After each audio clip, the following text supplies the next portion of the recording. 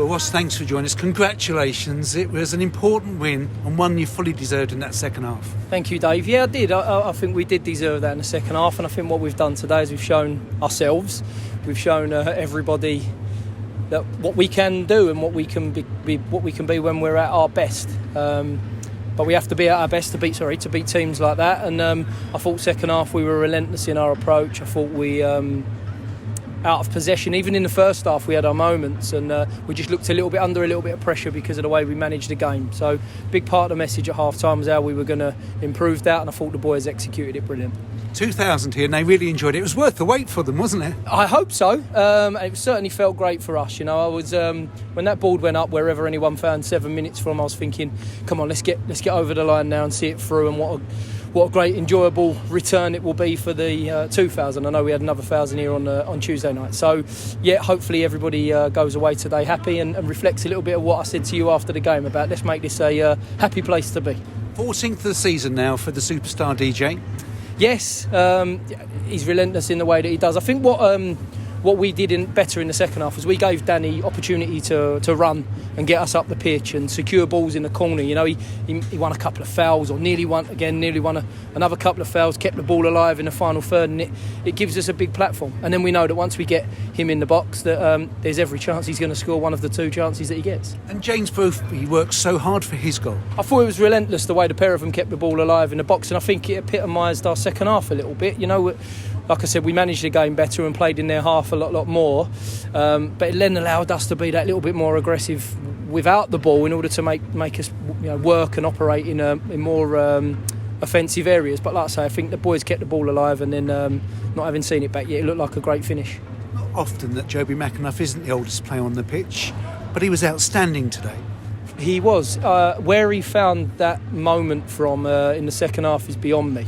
And I actually shouted out to him, do you want me to bring you off now? And it didn't get the laugh I was expecting, but I think there was a little bit of recovery mode at that stage. Outstanding. And like I say, really, we're just talking to him in there, is that when we play the way that we did in the second half, it gives Jobs, gives Craig Clay, gives our front players the opportunity to really get after the ball and carry the ball. And we have to play to our strengths, and that's what we did, and that makes everybody, but certainly for Jobs today, make him look an even better player. What were you thinking about making a change before that equaliser? I was making, I've just said to Leanne going there, I tried to bring you on three times, because I finally got him on the third occasion, but was just about to roll the dice, I think, and try to become a little bit more aggressive in terms of more attacking players on the pitch, but the goal went in.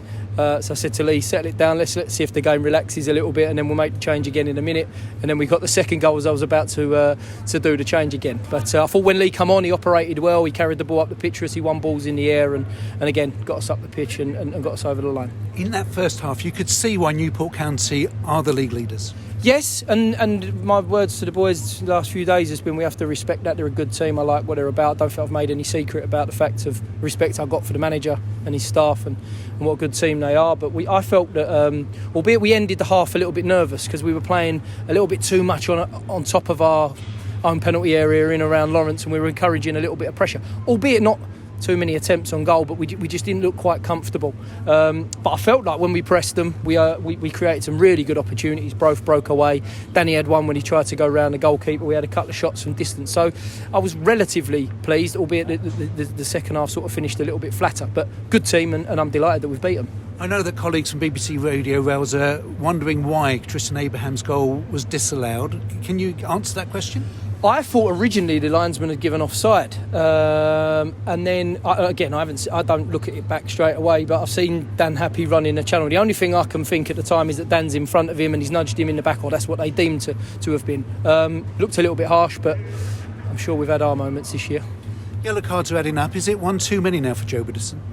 I don't know off the top of my head. Potentially, I think you might be right, Dave. I normally sort of check that this evening, but it looks as if that could be the case. We've got one or two on, or have had one or two on 4 yellow cards, and next week is the expiry date, if you like. So certainly I'll review that this evening, and we'll change or adapt accordingly. But you have a strong squad. That's probably indicated by the fact Jordan Maguire, Drew and Josh White aren't included on the substitutes, man. Yeah, and I was explaining to one of our fans before the game that I'm disappointed to leave players out like that. You know, Josh Wright and Jordan Maguire-Drew mean a lot to me as people, and as well as footballers. You know, but I think we have to remember that when you go to work with good people every day, that you don't want to disappoint them, but someone has to miss out, and I've chosen that squad today to go out and get us a result. And fortunately for myself, the club, and everybody involved, we've gone and got the win that we require. So yes, very disappointing, but like you said, we've got a good group of players, and everybody's pushing for places. And this season the games come thick and fast. It's a long journey on Tuesday night. There's my message to the players at the end there. Don't want to dampen your spirits. We have to enjoy these occasions and performances and wins like this. But round the corner, there's not one too far away in terms of travel and everything that's going to come with it. So, preparation has to be right, focus has to be right, because I don't want us to get to highlight today and then disappoint on Tuesday. We need to be ready to go and try and win the game away to Morecambe.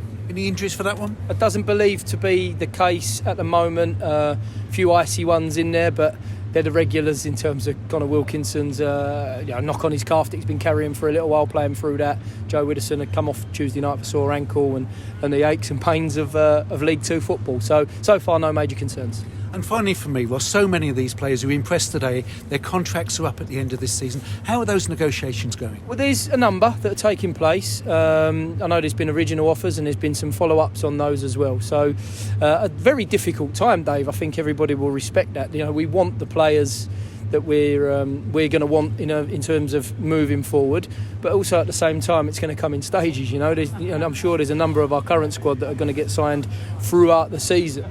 And those negotiations take a little bit of time. I think from a player's perspective, you don't quite know what the going rates are, and as a club we're trying to negotiate what the future of football is going to be looking like. So I think it takes a little bit of time in any case, but certainly in the world that we live in at the moment. So the work is being done. There's been some approaches, there's been some follow-ups, and I would hope as much as anybody that we might see some movement in the coming weeks. Look forward to that. Congratulations, Ross. Thanks for your time. Thanks, Thank you. Dave.